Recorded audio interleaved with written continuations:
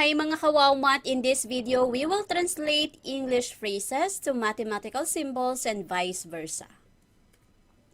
Our objectives, we have to familiarize the terms used in translating algebraic expression. So, dapat alam natin yung mga words, kung ano siya, kung addition, subtraction, multiplication, or division. And then, after familiarizing with the terms, we can now translate English phrases to mathematical symbols and vice versa. So, I have here the list of some of the keywords we used in addition, subtraction, multiplication, and division. So, ito po yung mga keywords na dapat nating tandaan para alam natin when to use the operation for addition, subtraction, multiplication, or division. So, we have to not totally memorize, but familiarize ourselves. So, kapag nabasa natin yung the sum of, added to, increased by, plus, more than, greater than, exceeds by, more. Actually, marami pa to ha. Marami pa po. So, these are some lang. So, nagbigay lang ako ng most commonly used. So, ito yung mas madalas na ginagamit. But, marami pa namang iba. Okay? And then for subtraction, we have the difference of, diminished by, decreased by, minus, subtracted from, less than, take away, less. Okay, mamaya i-explain ko yung pagkakaiba nitong less than at less. Para makita natin, minsan kasi paggamit, depende. Halimbawa, ang binigay ay less than. Iba po ang ayos nun sa less. Okay? Minsan, merong times na binabaliktad natin sila. Okay? So, mamaya i-explain natin sa ating next slide. And then for multiplication, we have here, okay, what do I mean by of here? So, halimbawa, ang given ay 1/2 of 24. 3/4 of a number, 2/3 of a number. So, yung of, yun po yun. So, ibig sabihin multiplication. So, ang multiplication, you can write it, yung side by side, yung magkatabi sila. Okay? So, pag pinagtabi mo sila, that means multiplication. Kahit huwag ka na maglagay ng times na symbol or kaya ng dot na symbol. Okay? Or parenthesis. Kahit hindi na. Kasi once na magkatabi sila, that means multiplication. Okay? And then for division, we have here the split into ratio all over divided by the quotient of. Now, sometimes you might encounter these words, these keywords, so square or cube. So, pag sinabi natin square, ibig sabihin exponent yon. So, 2. Pag sinabi natin cube, ibig sabihin exponent din siya. That means 3. Okay? So, mamaya makita natin itong dalawang to. Okay. So, focus tayo dito. I would like to give emphasis dito sa mga words na to, sa mga keywords na to. Okay? So, ito yung sinasabi ko na more is different from more than. Okay? Iba po ang arrangement niyan. So, etong more, kapag more, as is siya. So, di ba ang more ay addition? Pag more as is, so mauuna, since nauna dito si 5, mauuna siya. Okay? 5 plus x, yun po yung more. Pag more than, added to, greater than, ito yung binabaliktad po natin. Mauuna po yung nasa last part. So, x plus 5, x plus 5, x plus 5. Okay? Kasi baka tayo dito malito. So, ulitin ko ha. Kapag more as is, 5 plus x. Pero kapag ang ginamit ay more than, added to, greater than, mauuna po yung nandito. So, that is x plus 5. So, 5 more than x. 5 added to x. 5 greater than x. Okay? So, ito po yung ating mga importante na dapat nating malaman kasi baka sa arrangement or placement ng order ng ating mga expression bali-baliktad. So, dapat alam po natin. Ganon din po sa subtraction. So, kapag less as is, 5 minus x. Okay? 5 less x as is. Pero pag yan less than at subtracted from, ito po siya. Okay? So, x minus 5, and then ito po ay 5 less than x, 5 subtracted from. Pag sinabi na kasi nating from, ibig sabihin simula. So, dapat ito nga ang mauna. Okay? From. Simula sa ano, o kaya dun sa nauna. Okay? So, 5 subtracted from x. Okay? So, ito po yung dapat nating tandaan ha. Pag more, less, as is. Pero kapag ito, more than, added to, greater than, interchange mo sila. Baliktad po ang ayos niyan, including this. Okay? So, remember that in addition and subtraction, you must be careful about the order of the number. Okay? So, the rest, ganun rin po yun as is. Pero ito lang po, I just want to give emphasis dito sa iba na pinagpapalit sila. Okay? Yun po dapat ang ayos nila. Okay. So, let us translate each of the following into algebraic expression. So, this time, ang una muna natin gagawin is yung English phrase. How will you translate this into mathematical symbols? So, kapag meron po tayong certain number, so halimbawa, merong binigay a number increase by ganon. So, a number, since hindi natin alam yung number na yon, i-represent natin siya as x. Okay, x variable. Okay, so let's have this table. So, English phrases, so I have here 2, 4, 6, 8, 9. Okay, so 9 lang po kasi hindi na magkasya yung pang 10. So, keywords, so ito dapat ang alam natin. So, ano-ano yung mga keywords na pwede mong magamit para malaman mo yung pagta-translate niya into algebraic expression. Okay, so dapat alam mo kung anong operation. So, kunin mo yung keywords. Anong keywords nito? The sum. Ito ay minus. Okay? Sige, sagutan muna natin. So, sum. So, since sum ito, ibig sabihin plus. Okay? So, therefore, the sum of m plus 8. So, m plus 8. Okay? So, since hindi naman siya tawag nito, hindi siya added to, hindi siya greater than, hindi siya less than, hindi mo siya babaliktarin ha, hindi siya 8 plus m. Okay, so m plus 8. Next, anong keywords nito? Minus, so 7 minus a. Next, r exceeds by 20. So, ibig sabihin, yung r daw exceeds by 20. And then, the product of 9 and n. Okay, so ito po, anong keyword dito? Product. Ibig sabihin, multiplication. So, ito po yung sinasabi ko. Once na magkatabi sila, kahit hindi mo nalagyan ng times sa pagitan nila, o kaya parenthesis, o kaya yung dot, yung dot operator, hindi mo, kahit hindi wala na po yon, basta magkatabi sila automatic, that means multiplication. So, ganyan lang po. Especially when we are translating English phrases to mathematical symbols. Kapag multiplication, ganyan lang po. Okay? Next, divided by is our keyword. So, this is, okay, y over 8 or y divided by 8. Okay?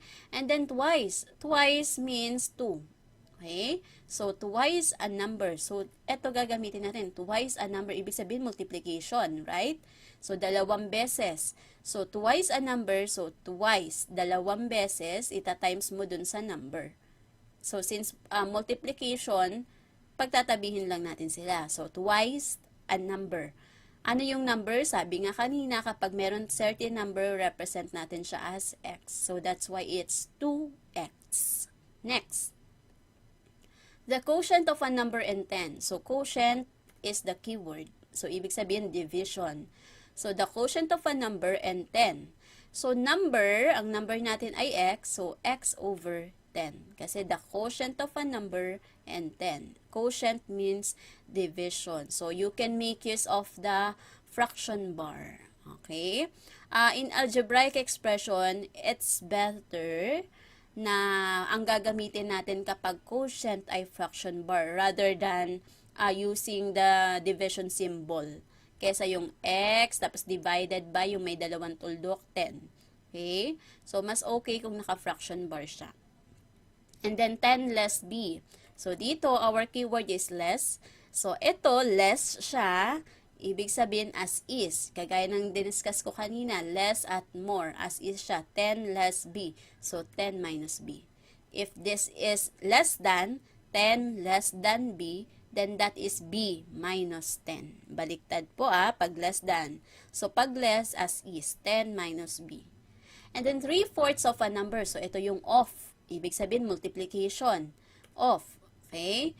So, ibig sabihin, pagtatabihin lang natin sila, 3/4 of a number. So, since ang number natin ay x, so 3/4 of a number.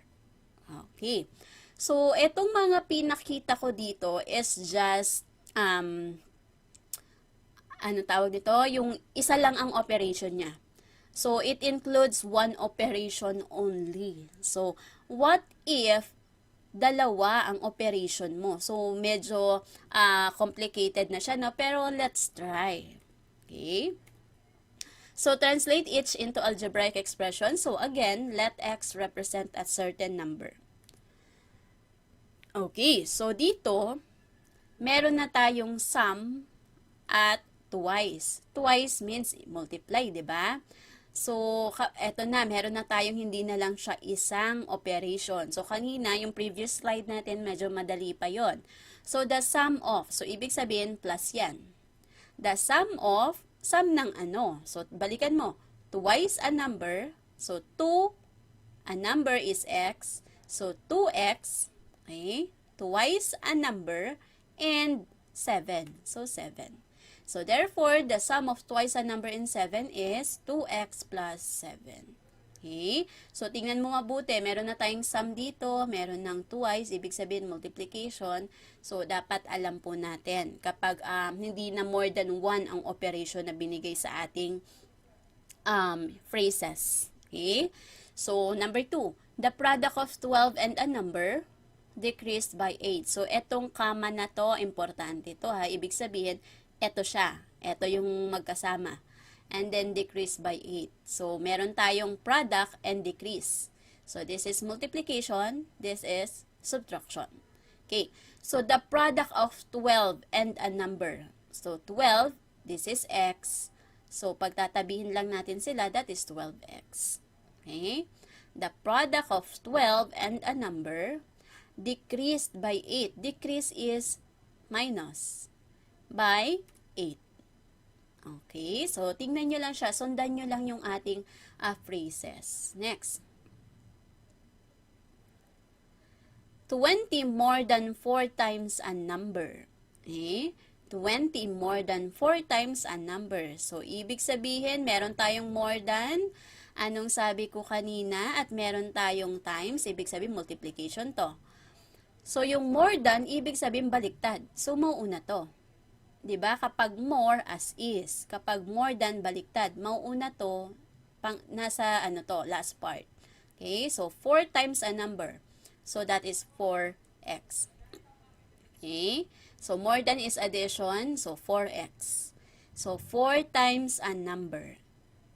So, 20 more than 4 times a number is this. So, kasi 20 more than 4 times a number. So, ulitin ko ha, tandaan po, pag more than, baliktad po ang pwesto nito. So, mauna po yung 4 times a number. Kapag more lang yan, halimbawa more lang yan, as is. So, 20 plus 4x yun. Okay? Next. So, meron tayong quotient. So, quotient means division. Okay? So, mag-ready na tayo ng fraction bar. Okay? Quotient ng ano? So, thrice. Thrice means 3. So, multiplication to. Pag twice, thrice, so 3 times a number. So, 3x. Okay? And 15. So, yun yung denominator. Okay? So, the quotient of division, 3 times or thrice a number, and 15. Next. Sa number 5, meron tayong square. And diminish by. So, pag sinabing square, ano nga ulit ito? Exponent. So, 8 times the square of a number. So, square of a number, comma, diminish by 4. So, gawin muna nating 8 times. Okay. 8 times the square of a number. So, ibig sabihin, Ito po siya. Ito yung square of a number. Pag sinabi natin square, exponent. Kagaya ng pinakita ko kanina sa mga keywords. Kapag may nakita kayong square, cube, o fourth power, ibig sabihin po nun, exponent. Okay? So, ito po, 8 times. Balikan natin yung statement. 8 times the square of a number. Okay? So, x po ang ginamit natin ha. Ginagamit kapag number. Or depende ha kung ano yung binigay sa direction. Pero in this example, so we will be using x to represent a certain number. So, para saan ba yan ito kapag may mga ganyan? Yan, number. Okay? So, i-represent mo yan as variable. Okay, so 8x squared. So, diminish is minus 4. Okay, diminish by 4. So, this is how we translate English phrases to mathematical symbols if you have two or more operations given in the English phrases. Okay. So, what if I have this? Okay? So, baliktad naman tayo. Binigay ang mathematical symbols and you are asked to translate this into English phrases. So, dapat dito tayo familiar sa mga gagamitin natin. Dapat alam natin kung ano ang gagamitin. If it's plus, so ang daming pwede. The sum of, exceeds, more than, more, increase. So, ang dami. Kapag subtraction, so, dapat alam natin yung mga keywords para mas madali sa atin mag-translate. So, baliktad naman tayo ngayon. Meron tayong mathematical symbols at ita-translate natin siya into English phrases. Now, expressions are usually named by the last operation to be performed in the expression. So, anong ibig sabihin nito? Kadalasan, most of the time pero hindi naman palagi, pero usually, ibig sabihin most of the time, ang expression natin ay pinapangalanan siya by the last operation. So, halimbawa ito, kapag order of operations, ano ang huli dito? Diba, ita-times mo muna bago mo i-add. So, ang last operation mo dito is addition. Diba? So, addition siya. Kung sum siya, kapag nag-name ka, kapag tinranslate mo to, the sum of. Okay? So, yun ang ibig sabihin nito. Kung ano yung last operation, dun siya kadalasan pinapangalanan. So, since ang last operation mo ay addition, so the sum of, yun ang simula. Okay? And then dito, ano ang last operation? Subtraction. Kasi, una mo muna to ita-times, diba? Bago ka mag-subtract. So, subtraction. Dito, ang last is multiplication. Kasi, i-add mo muna yung nasa loob. Kasi, naka-group siya. Bago mo siya i-times sa 3. Tama? And then, dito, iuna natin. Ito, mag-based kayo sa, sa PEMDAS. Okay? So, ano ba nahuhuli kapag PEMDAS? Subtraction. So, subtraction ito. Okay? Dito, ano nahuhuli? So, kapag ganito, anong operation ang ihuhuli mo? Diba, if multiply mo muna to bago mo i-divide, so division. And then dito, division din, kasi i-add mo muna to, ima-minus mo to, tapos tsaka mo siya i-divide, so division. Okay. So, para saan ito? Kasi dito siya madalas pinapangalanan. So, kagaya nga nito, addition, kapag nag-translate tayo nito, pwede siyang the sum. Kasi, yun ang last operation. The sum of twice a number and 5. Okay? So, not all the time, but most of the time. Okay? So, the sum of twice a number. So, again there is no wrong answer here. Okay? Basta tama ang pagkakatranslate mo, hindi porket iba yung pag-translate ko sa'yo, ibig sabihin mali yun sa akin o mali yun sa'yo. Okay?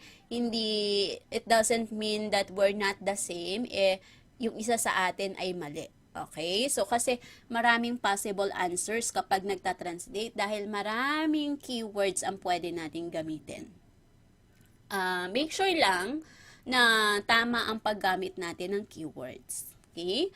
So, since marami nga siya, magbibigay lang ako ng 2 example ng pag-translate nito.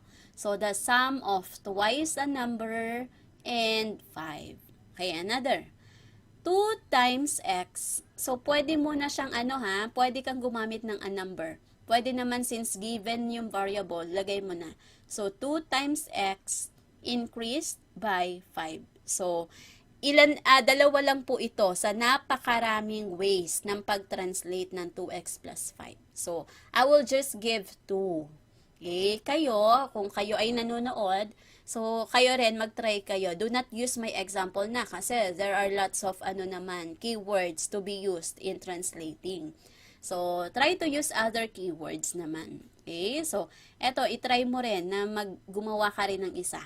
Okay? Sabayan nyo ako. Okay, so I have here x minus 3y. So, how will you translate this? So, I will just give 2. So, the difference of x, since subtraction, yun ang inuna ko. The difference of x and thrice y. Okay? Yung iba, pwede naman the difference of a number and thrice another number. Bakit meron akong word na another? Kasi iba na siya.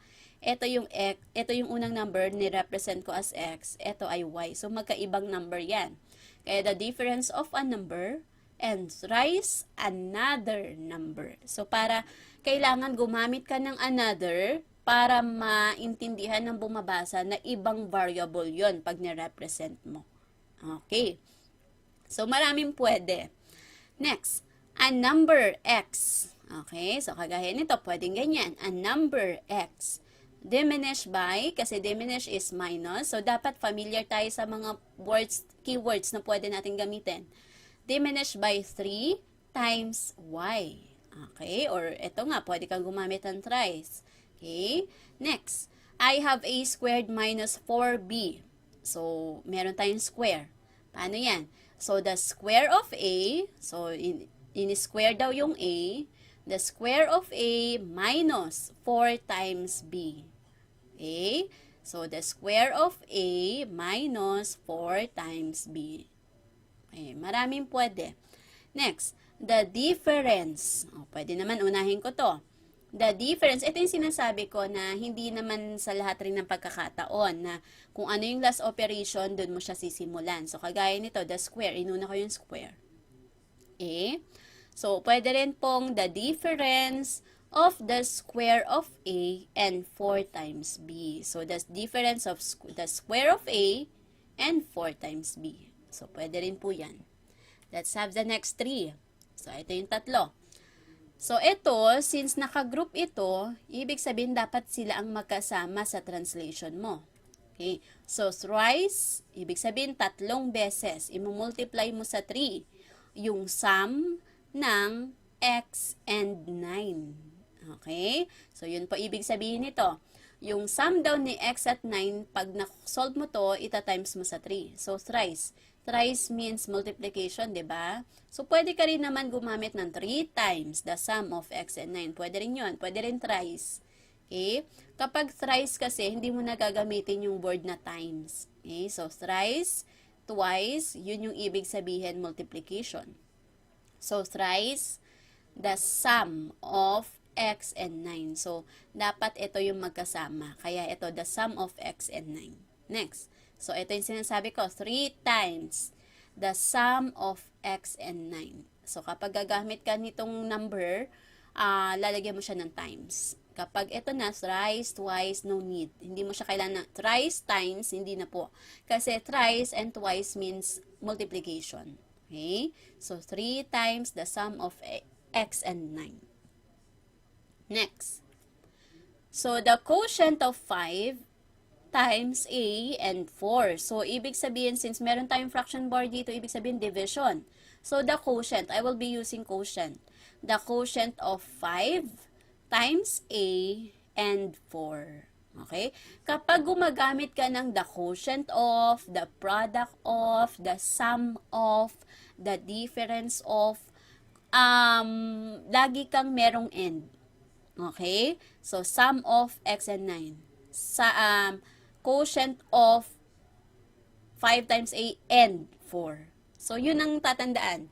Kapag gumamit ka, the product of, the quotient of, the difference of, the sum of, lagi siyang may end na kasama. Okay? And then another. So, 5 times A divided by 4. So, ito, ang ginamit kong keyword dito ay divided by. So, 5 times A divided by 4. And then next, the quotient of the sum and difference of A and B. So, the quotient. So, since meron akong fraction bar dito, gagamitin ko quotient. So, the quotient of the sum and difference. So, sum and difference of A and B. Or pwede rin namang the sum of A and B, okay, the sum of A and B divided by, so gamit ako ng fraction bar, their difference. Okay? Huwag mo na sabihin dito na the sum of A and B divided by the difference of A and B. Maano na siya, parang redundant, paulit-ulit. So, gumamit ka na lang nito, there. Okay? The sum of A and B divided by their difference. So, A plus B over A minus B. Pwede ka rin gumamit ng all over. The sum of A and B all over the difference of it. Okay? So, maraming pwede, no? So, there are many ways. So, hindi porket magkaiba tayo ng translation, it means wrong. Okay? So, there are lots of ways since we have a lots of keywords na pwede natin gamitin. Ang importante lang dito is you have to familiarize yourselves with the keywords. So, dapat alam natin kung anong pwede natin gamitin dito o alam natin kung saan to ginagamit. Okay? Thank you for